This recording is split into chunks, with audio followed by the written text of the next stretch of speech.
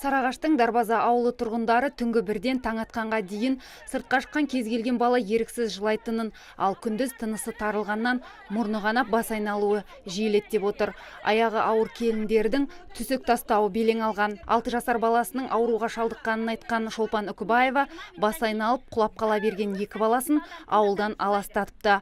Сырттан келген қонақтар болса, жағымсыз иістен әп-сәтте мазасы қашатын көрінеді. Баста бүйтіп қойды күйдіресің ба кәлла, соның иісі шығады кәдімгідей ше. Сөйтеді кейін уже жаман иіс келеді да, уже балдар бәрі мама деп бүйтеді. Уже 20 минуттан кейін барлық соседтің балдарын тыңдасаңыз жылайды.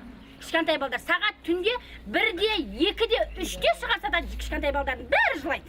Халықтың өмірімен ойнап отыр былайша айтқанда. Өлсең өл, кесел болсаң кесел бол. Ең қымбат нәрсе адамның өмірі емес па? Сонда сіздер денсаулықтарыңызға не залал келіп жатыр бұл жерде? Қай жерде? Денсаулыққа міне бірінші асқазан, кәдімгі асқазан ашиды, кәдімгі судан ашиды асқазан. Бұның ондай болмайды.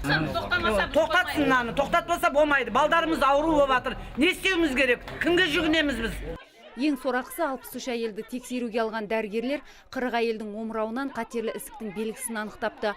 Бұл жағдай сақтала берсе, ауыл халқы түгел қырылып кетпек дейді тұрғындар. Басында ешқандай документация болмаған бұларда.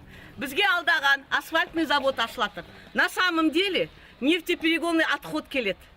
А ол такой ядовитый газ.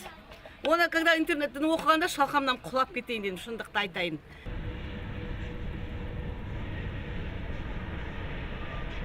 Халықтың шағымы зауыт ашылғалы туындап отыр дегенді биліктің өзі де растап отыр.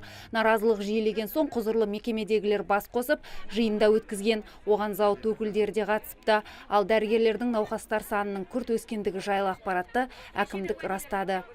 Қазіргі таңда осы халықтың денсаулығының бұзылуының бірде-бір себебін халық осы жағымсыз иістен көріп отыр.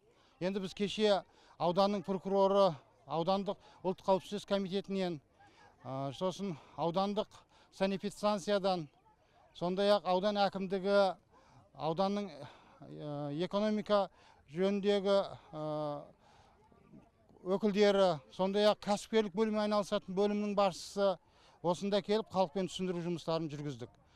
Билік халыққа зауыт басшысы Серік Ағабековтың уәдесін алдық. Бүгіннен бастап зауыт өз жұмысын толықтай тоқтатты деп мәлімдеді. Алайда тұрғындардың пікірі басқа. Олар халықты улап отырған қою қара түтіннің аздап саябырсығаны болмаса тоқтады дегені өтірік деп отыр. Егер улану дерегі осылай жалғаса берсе, халық темір жолды жабамыз дейді.